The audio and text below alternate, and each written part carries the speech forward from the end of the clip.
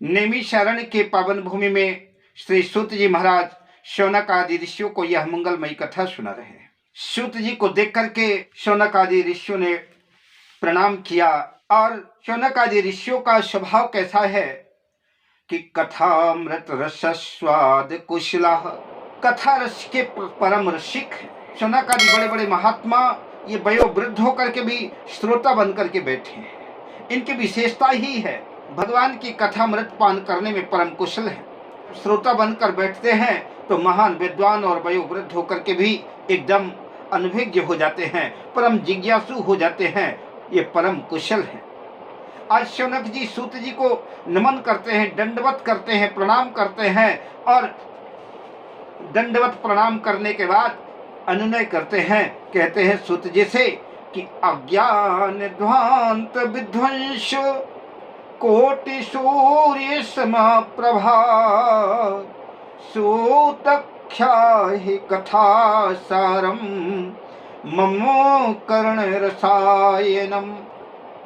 हे सूत जी महाराज, हम लोगों के हृदय में घोर अंधकार व्याप्त है। यह त्रिभुवन के अंधकार को तो भगवान भुवन वास कर दूर करने में सामर्थ है, पर जीव के अंतर हृदय में अज्ञान रूपी अंधकार को सूर्य की किरणें भी नहीं भेद सकती। सूत जी महाराज, उस अज्ञान तिमिर को, उस अज्ञान अंधकार को जो मानव के हृदय में व्याप्त है, जो जन्म जन्मांतर तक पाप की खाइयों में धकेल करके संसार को नरकग्रस्त बना रहा है, उस अज्ञान रूपी अंधकार को नष्ट करने के लिए आपके पास जो आपका ज्ञान है वो करोड़ों करोड़ों सूर्य के समान प्रकाशवान है। उस ज्ञान की एक झलक, उस ज्ञान की एक किरण भी अगर हम लोगों के हृदय पटल पर डाल दीजिए, जिससे हम सब लोगों का कल्याण हो जाए, हम सब लोगों का मंगल हो जाए। हे सूत जी, हम आपसे यह जानना चाहते हैं कि भक्ति ज्ञान विरागाप्तो विवेको वर्धते महान अमाया मोह निराशस्य वैष्णवे क्रियते कथम। भक्ति ज्ञान और वैराग्य को बढ़ाने के लिए ऐसा कौन सा माध्यम है, ऐसा कौन सा उपाय है जिससे भक्ति जागृत हो, जिससे ज्ञान जागृत हो, जिससे वैराग्य जागृत हो। और वैष्णव लोग वो कौन सा कार्य करते हैं, कौन सी साधना करते हैं, कौन सा उपाय करते हैं जिसकी वजह से वो माया मोह से निवृत्त हो जाते हैं। महाराज, आगे घोर कराल कलयुग आ रहा है, जिसकी वजह से प्राय लोग आसुरी प्रवृत्ति के हो जाएंगे और हर प्राणी क्लेश से आक्रांत होगा। ऐसे प्राणियों का कैसे कल्याण होगा? जो पवित्र को भी पवित्र कर दे, भगवत प्राप्ति का सरलतम जो साधन हो, जो भगवान गोविंद की प्राप्ति करा दे, कृष्ण की प्राप्ति करा दे, वह कौन सा माध्यम है, वो कौन सा उपाय है? वह कृपा करके हम सबके कल्याण के लिए बताएं। आपकी बड़ी कृपा होगी। संसार में 3 वस्तुएं बड़ी प्रसिद्ध हैं, कल्पवृक्ष, कामधेनु और चिंतामणि। कल्पवृक्ष के नीचे बैठ करके हम जो जो चिंतन करें वो सारी ऐश्वर्य सुख सुविधाएं की वस्तुएं कल्पवृक्ष दे देता है। कामधेनु की भी यही विशेषता है कि कामधेनु से भी जो जो चीजें मांगो वो सब कुछ कामधेनु भी सुलभ कर देती है। चिंतामणि की भी विशेषता है कि चिंतामणि के सामने बैठ करके चिंतामणि की पूजा अर्चना करने के बाद चिंतामणि से भी जो जो इच्छा आप रखते हैं वो चिंतामणि भी आपकी इच्छा को पूर्ण कर देती है। यद्यपि दुर्लभ है, ये सारी तीनों चीजें स्वर्गीय संपदा है, कामधेनु, कल्पवृक्ष और चिंतामणि, मगर संसार में किसी को चिंतामणि मिल जाए तो जिस वस्तु का चिंतन करो वह वस्तु प्रदान कर देगी। और कल्पवृक्ष का भी यही चमत्कार है, उसके नीचे भी जो बैठ करके कल्पना करो तो स्वर्ग की संपत्ति को भी कल्पवृक्ष प्रकट करने में समर्थ है। पर चिंतामणि कल्पवृक्ष में भी यह सामर्थ्य नहीं है कि वह परमात्मा को प्रकट करके दिखा दे, ब्रह्म साक्षात्कार करा दे। यह सामर्थ्य तो केवल गुरुदेव भगवान की कृपामयी छत्र छाया में ही संभव है। इसलिए हे सूत जी महाराज, आपके लिए आपके ज्ञान के लिए कुछ भी दुर्लभ नहीं है। आप सर्वसमर्थ हैं। जो बड़े बड़े योगियों को भी दुर्लभ वैकुंठ है, वह गुरुदेव की कृपा से अति सुलभ हो जाता है। चिंतामणिर्लोक सुखम शुरद्दुः स्वर्ग संपदाम प्रयक्षति गुरु प्रीतो वैकुंठम योगी दुर्लभम। इसलिए हे सूत जी महाराज, गुरु कृपा का प्रसाद हमें भी सबको सुलभ कराइए। आप हम पर कृपा प्रदान करें।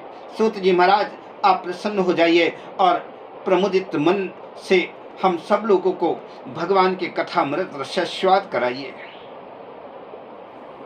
सूत जी महाराज शौनक आदि ऋषियों की वाणी सुनकर के गदगद हो गए, प्रसन्न हो गए, आह्लादित हो गए, आनंदित हो गए, प्रमुदित हो गए और कहा कि हे शौनक आदि ऋषियों, आपके मन में हमारे प्रति इतना आदर है, इतना बड़ा प्रेम है, इतना बड़ा स्नेह है।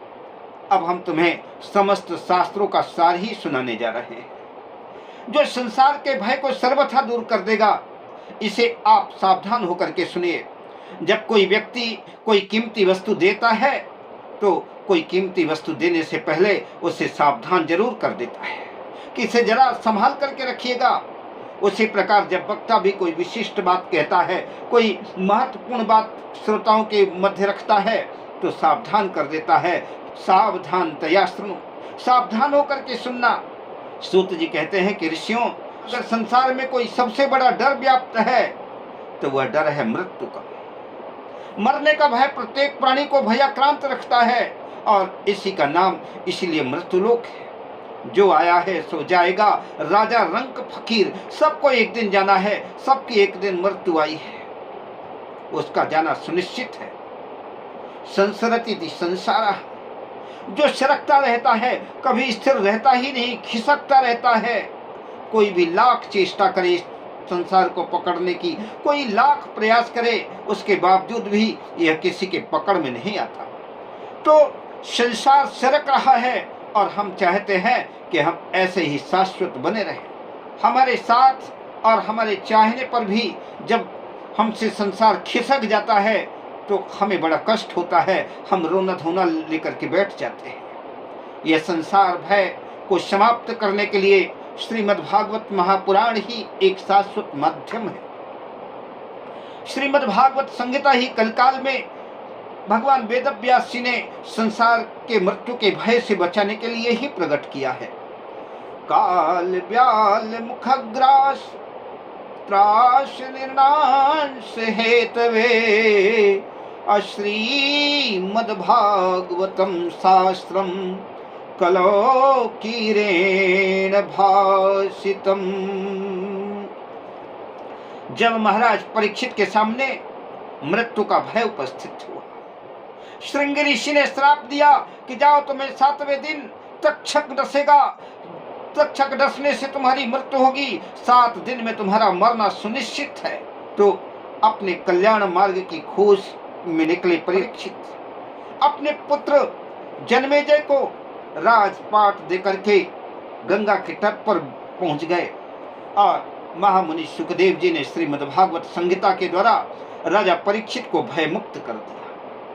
जैसे ही गंगा के तट पर सुखदेव जी भागवत संहिता का प्रवचन करने लगे, भागवत संहिता का उपदेश करने लगे, उसी समय देवताओं को पता चला। सुखदेव जी महाराज राजा परीक्षित को भागवती संहिता का श्रवण करा रहे हैं, कथामृत का पान करा रहे हैं। परीक्षिते कथा वक्तुम सभायाम संस्थे सुखे सुधा कुंभम गृहीत्वै देवास्तत्र समागमन। जब देवताओं को पता चला कि भागवत की कथा सुखदेव जी महाराज राजा परीक्षित को सुना रहे हैं, तो अमृत का कलश लेकर के उपस्थित हो गए। सभी देवता लोग अमृत का कलश लेकर के आए और सुखदेव जी महाराज को दंडवत किया, प्रणाम करके अमृत का कलश सामने रख दिया।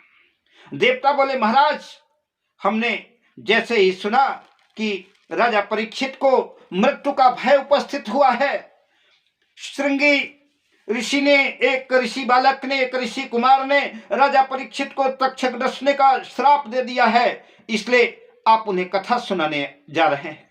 महाराज जी, आप चिंता न करें, मैं अमृत का कलश ले आया हूं, इस अमृत को राजा परीक्षित को पिला दीजिए।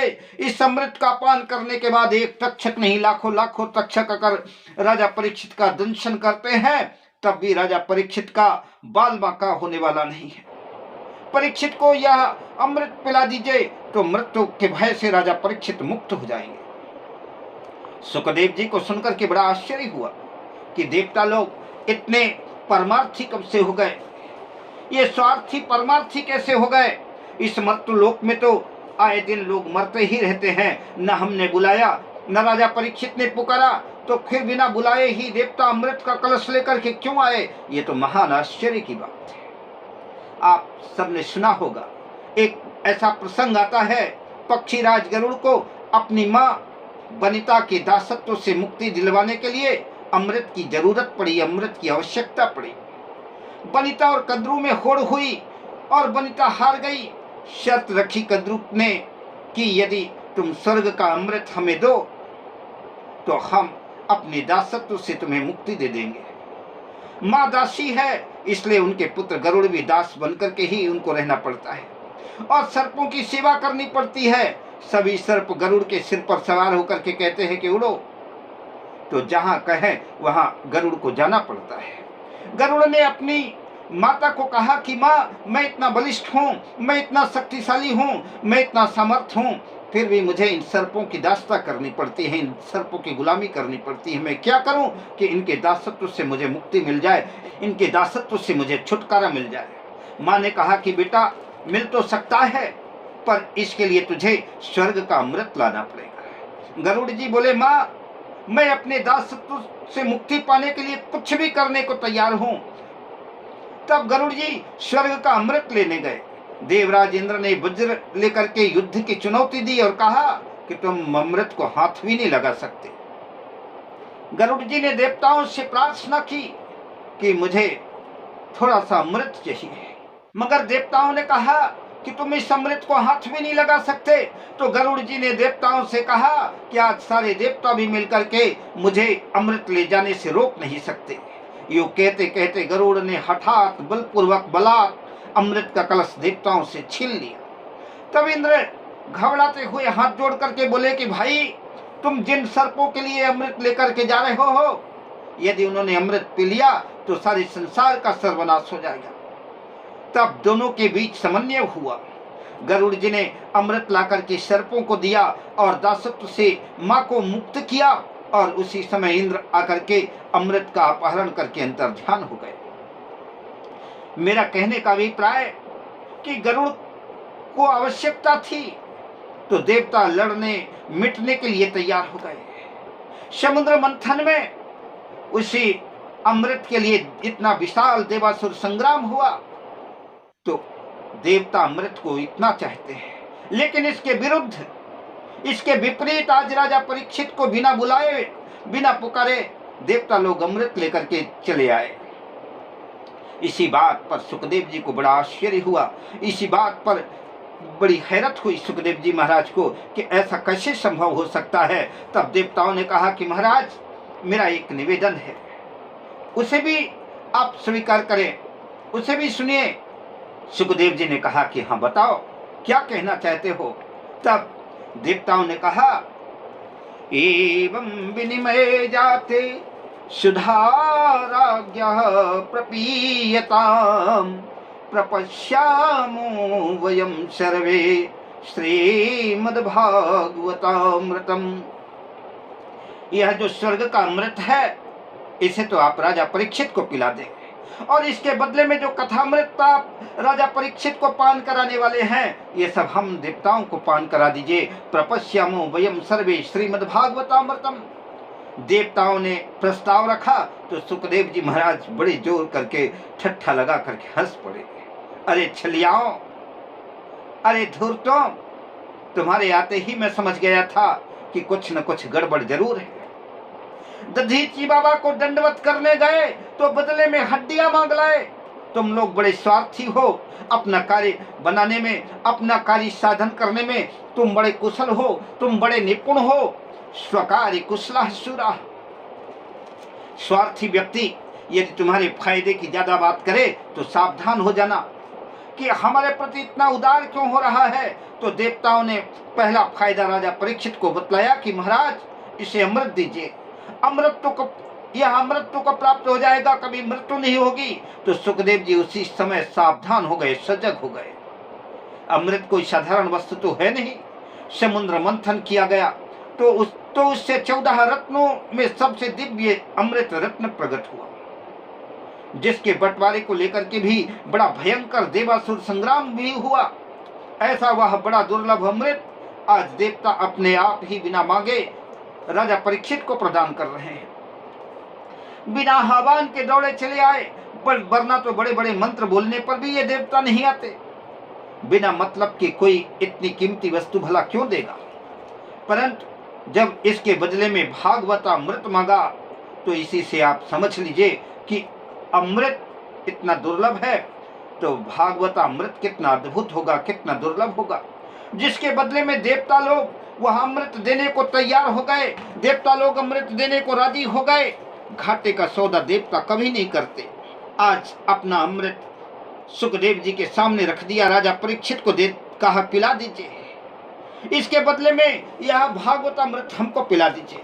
सुखदेव जी हंसते हुए बोले कि अरे छलियाओं, अरे देवताओं, तुम लोग श्रद्धा से श्रोता बनकर के आते तो मैं अवश्य ही तुमको यह कथा अमृत पान कराता, अवश्य ही तुमको सुनाता। पर तुम तो व्यापारी बन करके आए हो, तुम तो सौदागर बन करके आए हो, और सौदागर ही नहीं अपितु ठग बन करके आए हो, महाठगी बन करके आए हो। क्योंकि कोई कांच का टुकड़ा देकर के बदले में करोड़ों की कीमती मणि मांगे तो उसे सरासर धूर्त ही कहा जाएगा, उसे सरासर ठग ही कहा जाएगा। कहाँ कांच का टुकड़ा और कहाँ लाखों की करोड़ों की कीमती मणि। देवताओं, तुम्हारा अमृत कांच है और मेरा कथामृत करोड़ों की मणि है। विनिमय बराबर की वस्तुओं में होता है, पर कांच और मणि की तुलना कैसे संभव है। इसलिए तुम ठग हो। क्वा सुधा क्वा कथा लोके क्वा कांचः क्वा मणिर्महान् ब्रह्मरात्रो विचारैवं तदा देवाज्जहासः। सूत जी कहते हैं कि देवताओं की बात सुनकर के सुखदेव जी महाराज ने देवताओं को डांट दिया, पर उनको भागवत अमृत का अधिकारी नहीं बनाया। अभक्ताश्च विज्ञाय न ददौष कथामृतम श्रीमद्भागवती वार्ता सुराणमपि दुर्लभा। विचार कीजिए कि वह कथामृत और सुधामृत में कौन सा अमृत श्रेष्ठ है। सुधामृत का यह वैशिष्ट है कि बड़े बड़े पुण्यात्मा पुण्य करके इस मृत्युलोक से देह त्याग करके स्वर्ग लोक पहुंचते हैं, तब उन्हें यह स्वर्ग का सुधामृत प्राप्त होता है। और इसके विरुद्ध कथामृत की यह विशेषता है कि कथामृत के लिए कोई पुण्यात्मा हो, कोई दुष्टात्मा हो, कोई पापात्मा हो, कोई पतितात्मा हो, कोई भी हो, कैसा भी हो, यह अमृत सबको पिलाया जाता है और सबके लिए सुलभ है, सर्वत्र सुलभ है। तो पहली विशेषता तो यह सिद्ध हुई कि स्वर्ग का सुधामृत पक्षपाती है, स्वर्ग का सुधामृत भेदभाव करता है और हरि कथामृत निष्पक्ष है, जो आवे सबको मिलता है, यह अभेदवादी है।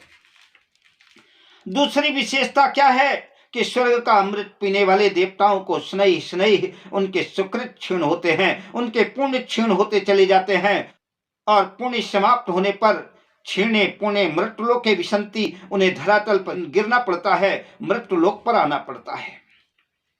हरि कथामृत की विशेषता है कि कलमशापहम, हरि कथा पापों को नष्ट करती है। स्वर्ग का अमृत सुधामृत पुण्यों का क्षीण करने वाला है, हरि कथामृत पापों को क्षीण करने वाला है। और एक और स्वर्ग का अमृत पुण्यों को क्षीण करके ऊपर से नीचे गिराता है, इसके विपरीत दूसरी ओर हरि कथामृत पाप और कलमशों को नष्ट करके श्री हरि के परम पद को प्रदान करता है। अब आप स्वयं ही निर्णय करें कि कौन सा अमृत श्रेष्ठ माने। स्वर्ग का सुधामृत दीर्घजीवी बनाता है, पर हरि कथामृत दिव्य जीवी बनाता है। स्वर्ग का सुधामृत अमृत तो प्रदान करता है और हरि कथामृत अभयत्व प्रदान करता है। सुखदेव जी ने अच्छे से तौल करके निर्णय लिया कि हर दृष्टि में हरि कथामृत ही दिव्य है, हरि कथामृत ही श्रेष्ठ है, भागवत कथामृत ही सर्वोत्तम है। जहां पर विष्णुराज परीक्षित जैसे श्रोता हो और जहां ब्रह्मराज सुखदेव जी जैसे वक्ता हो, ऐसे श्रोता और वक्ता को कौन छल सकता है। परीक्षित कोई साधारण श्रोता नहीं है। माता के गर्भ में ही परमात्मा ने स्वयं इन्हें गर्भ में दर्शन दिया था और गर्भ में ही जाकर के राजा परीक्षित पर कृपा की थी। वैसे ही सुखदेव जी महाराज को भी माता के गर्भ में ही भगवान ने आकर के आशीर्वाद दिया था कि तब माँ के गर्भ से 12 साल बाद सुखदेव जी बाहर आए। तो भागवत के वक्ता और श्रोता दोनों ही माँ के गर्भ में भगवान की कृपा का कवच धारण करके प्रकट हुए। इसलिए संसार में इनको छलने वाला, ठगने वाला भला कौन हो सकता है।